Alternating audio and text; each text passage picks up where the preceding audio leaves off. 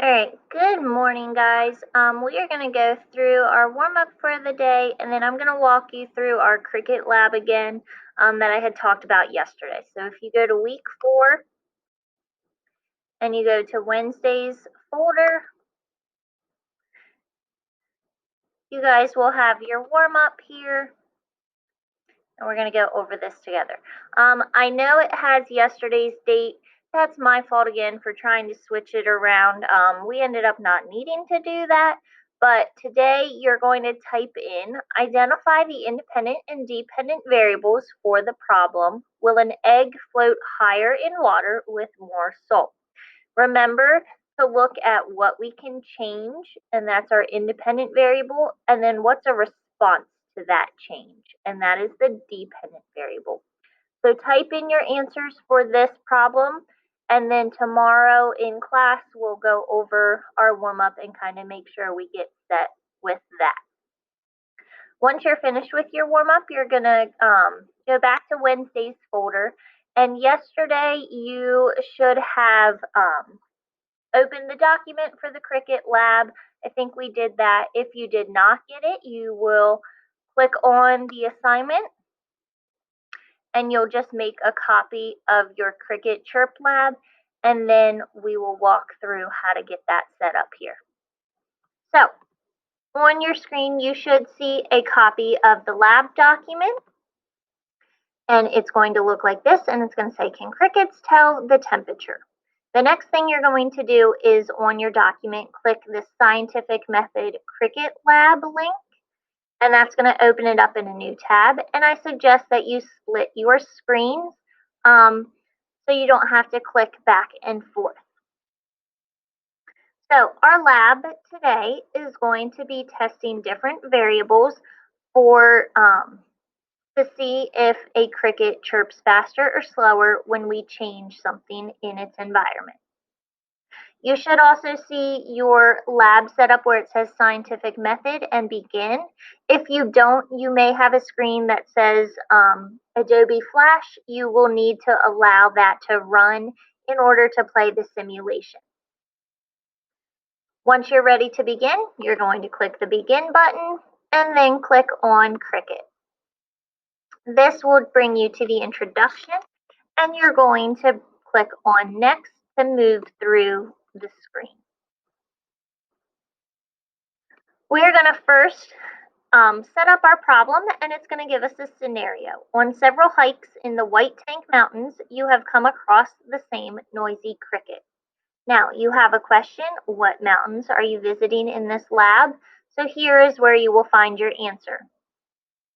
You're going to then click through, and every time we hear the cricket, we record our information and make some observations. So on your lab document, you're going to record those observations for the date and time that is given. You're going to continue to hike this area, and several months later, you hear the cricket again. And this time, it's at a different time, and there's a different chirping speed. Record that information, and then click Next. And you're going to find him a third time at a different time, and you're going to again see a different chirping speed.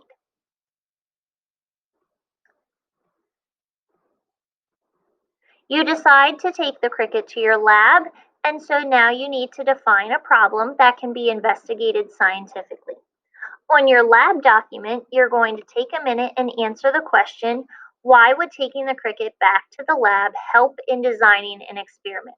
Now, when we went over our independent and dependent variables worksheet yesterday, we also added in the constants, or those controlled variables that we keep the same, to try and help eliminate error in our experiment, and so that we can focus on the one independent variable we are changing. Think about this in the same situation, taking the cricket back to the lab. How does it help us control that situation? Once you have that question answered, we're now going to define a problem. So you're going to go back to your lab simulation and click Next. And you're going to choose one of the problems listed and type in that problem statement in question 9's box. Once you click on that, you're going to click Next again. And the simulation is going to provide you with some facts and information about crickets and why they chirp and how they chirp. The next thing you are going to do is create your hypothesis. Based on the problem question you set up, please take a minute and type in your hypothesis. Remember, it should be an if-then statement. Once you have your hypothesis written, we are going to be testing our variables. Now, I want you to test specific variables. So the first one we're going to test is the air temperature.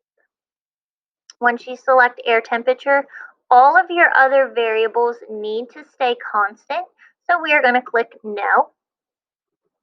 And then we're going to set up our experiment. You're going to keep clicking through the information until you get to this page where you have your air temperature as your independent variable, and now we're going to test it. You are going to complete a total of 5 trials for this experiment, testing the air temperature and how it affects a cricket chirping. So your range is between 5 degrees Celsius and 45 degrees Celsius. You're going to choose a number, type it into the box, and then click Next and let the simulation happen, and then record your information. So your temperature selected was 10 degrees Celsius, and then the number of cricket chirps was 40. So I'm going to fill that out in my chart on my lab document, and then I'm going to click Next again.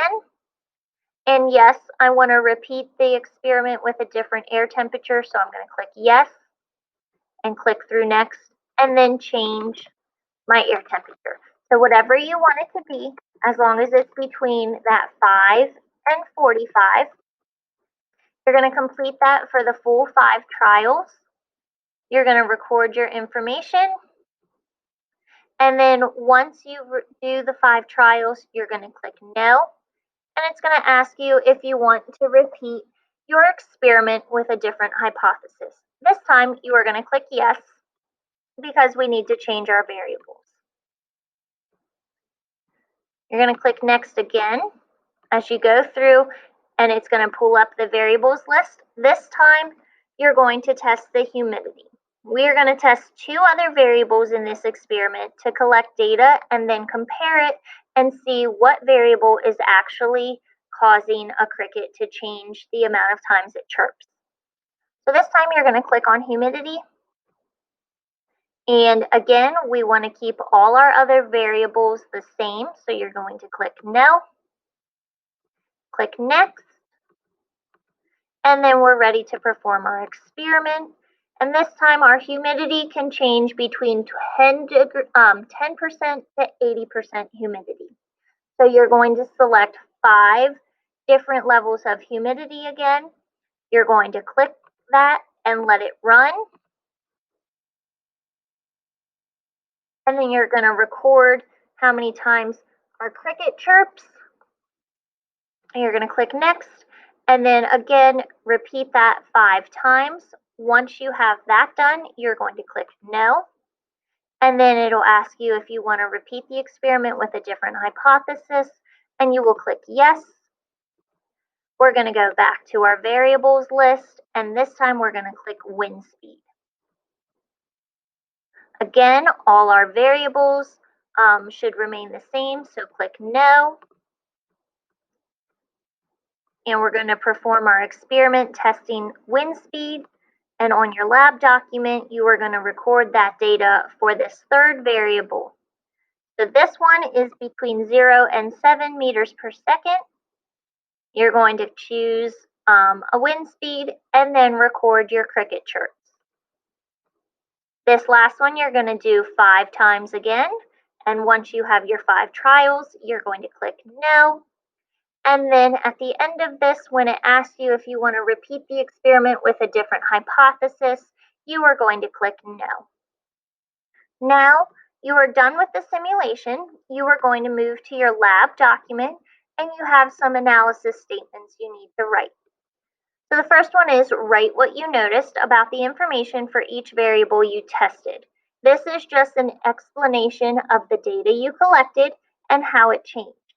Then the second question is, what does this evidence show you, and can you make a conclusion?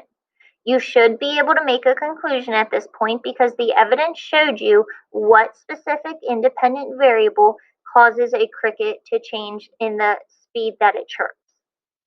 The last question then is to finish the lab by writing a conclusion paragraph. In this conclusion, you're going to include a description of your experiment. So what did you do? What were we testing? The independent variables should be identified. So what all did we change and how was that tested? And then the dependent variable data that was collected, you're going to explain your results, which variable changed, what didn't, and why. And then your last part is going to be what you determined based upon your study. So does your data match up with your hypothesis? Did the variable that you pick confirm what changes cause a cricket to chirp faster or slower? And would you make any different changes? Once you are finished with this, you're going to go back to Schoology and submit this Cricket Lab assignment. A couple things I wanted to add was that if you don't get this lab all done, you have through tomorrow, and it's actually not due until Friday. So if you need a couple days to finish this, you can. You should be able to get it done tomorrow, but if you need Thursday or Friday as well, please take that time. If you have any questions or something isn't working, please email me. But otherwise, good luck with your lab, and I hope you were able to collect some good data.